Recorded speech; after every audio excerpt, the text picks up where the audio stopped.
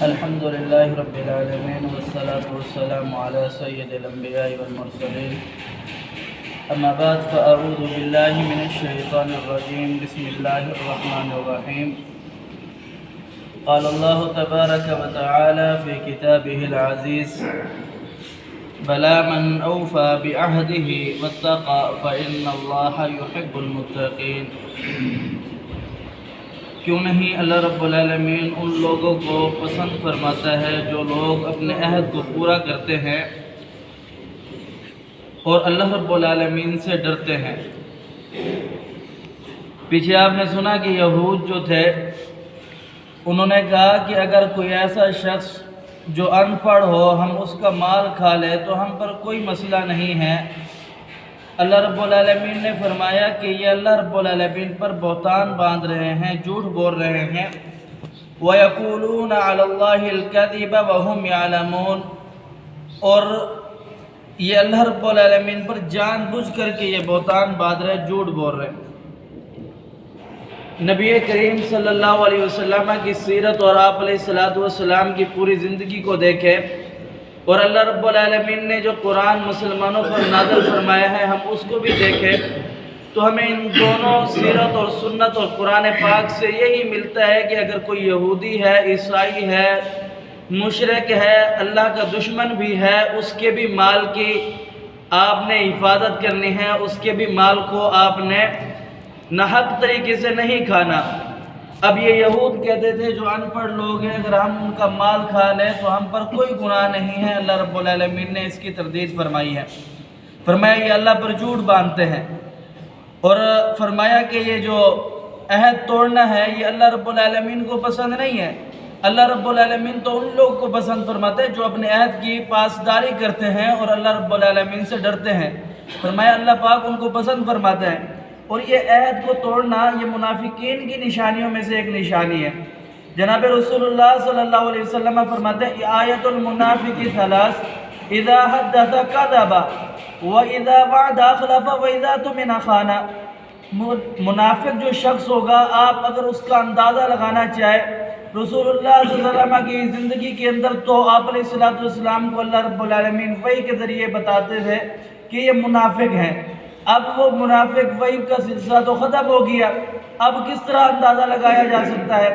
اب کسی کو منافق تو نہیں کہا جا سکتا، البتہ جن کے اندر یہ خصلتیں پائی جائے انہیں اپنے ایمان کی فکر کرنی چاہیے. آپ علیہ السلام فرماتے ہیں آیت المنافق ثلاث: اذا حدث کذب واذا وعد اخلف واذا اؤتمن خان. رسول اللہ صلی اللہ علیہ وسلم فرماتے ہیں کہ جو شخص اگر کسی کو منافق کی خصلتیں ڈھونڈنی ہے، کسی شخص کے اندر وہ اپنے آپ کو دیکھنا چاہتے ہیں کہ منافق کی خصلتیں کون سی ہیں میں ان سے بچوں، تو وہ جب بات کرے تو جھوٹ نہ بولے، کیونکہ جب منافق بات کرتے ہیں تو جھوٹ بولتا ہے، جب وہ عہد کرتا ہے تو اس کی خلاف ورزی کرتا ہے.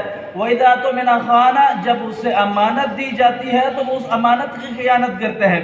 آگے اللہ رب العالمین فرماتے ہیں ان الذين يشترون بعهد الله وايمانهم ثمنا قليلا اولئك لا خلاق لهم في الاخره ولا يكلمهم ولا ينظر اليهم يوم القيامه ولا يزكيهم ولهم عذاب اليم.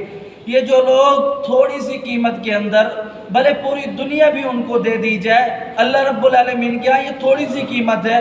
اللہ رب العالمین کے خزانے اتنا وسیع ہیں کہ رسول اللہ صلی اللہ علیہ وسلم فرماتے ہیں کہ ایک شخص سمندر کے کنارے کھڑا ہو جائے اور اس کنارے کے اندر اپنی یہ شہادت کی انگلی ڈبو دے، پھر اس انگلی کو نکالے، جتنا پانی اس انگلی کو لگا ہے وہ دنیا کے اندر ہے مال اور خزانے. باقی یہ جو سمندر ہے یہ اللہ رب العالمین نے اپنے پاس رکھا ہے. تو اللہ رب العالمین فرماتے ہیں ان الذين يشترون بعهد الله ثمنا قليلا، جو لوگ تھوڑی سی قیمت کے اندر اپنے عہد کو بیچ ڈالتے ہیں اور جھوٹی قسمیں کھاتے ہیں، اولئک لا خلاق لهم في الاخرہ، آخرت میں ان کے لیے اللہ کے ہاں کوئی حصہ نہیں ہے. ولا يكلمهم ولا ينظرهم اليهم يوم القيامه ولا يزكيهم. اللہ رب العالمین روز قیامت نہ ان سے کلام کرے گا، نہ ان کی طرف نظر رحمت سے دیکھے گا، نہ انہیں ان کے گناہوں سے پاک کرے گا. وَلَهُمْ عَذَابٌ عَلِيمٌ، اور ان کے لیے دردناک عذاب ہے. جناب عبداللہ ابن مسعود رضی اللہ تعالیٰ عنہ بیان فرماتے ہیں کہ رسول اللہ صلی اللہ علیہ وسلم نے فرمایا جو شخص کسی شخص کا ناحق مال کھائے اللہ رب العالمین روز قیامت جب اسے ملے گا تو وہ اللہ رب العالمین کو دردناک عذاب کے ساتھ دیکھے گا، اللہ رب العالمین اس کو دردناک عذاب دیں گے، وہ اس حال میں کہ پائے گا اللہ رب العالمین کو۔ اتنے میں ابو وائل کہتے ہیں کہ سیدنا اشعث رضی اللہ تعالیٰ عنہ آگے انہوں نے فرمایا کہ اے عبد الرحمن، یعنی عبداللہ ابن مسعود کیا بیان فرما رہے ہو؟ انہوں نے کہا کہ یا اللہ کے رسول کی حدیث بیان فرما رہا ہوں۔ انہوں نے کہا اچھا یہ حدیث، یہ آیات جو آپ کے سامنے میں نے پڑھی ہے، انہوں نے کہا کہ یہ آیات تو میرے بارے میں نازل ہوئی تھی، میرا ایک کزن تھا، اس کی زمین کے اندر میرا ایک کنواں تھا، جب میں نے اس کنویں کو لینے کا مطالبہ کیا تو وہ مکر گیا، میں نے یہ مقدمہ رسول اللہ صلی اللہ علیہ وسلم کی عدالت میں پیش کر دیا۔ آپ علیہ السلام نے فرمایا کہ کوئی گواہ لے کر کیا، میں نے کہا یا رسول اللہ گواہ تو نہیں ہے میرے پاس، یہ تو بہت پرانی چیز ہے۔ آپ علیہ السلام نے فرمایا پھر میں اس کو قسم کے لیے، اگر یہ قسم کھا لے تو پھر یہ کنواں اس کا ہو جائے گا۔ وہ کہتے ہیں کہ یا رسول اللہ یہ تو قسم کھا لے گا، اس کا تو کوئی ایمان سے تعلق ہی نہیں ہے۔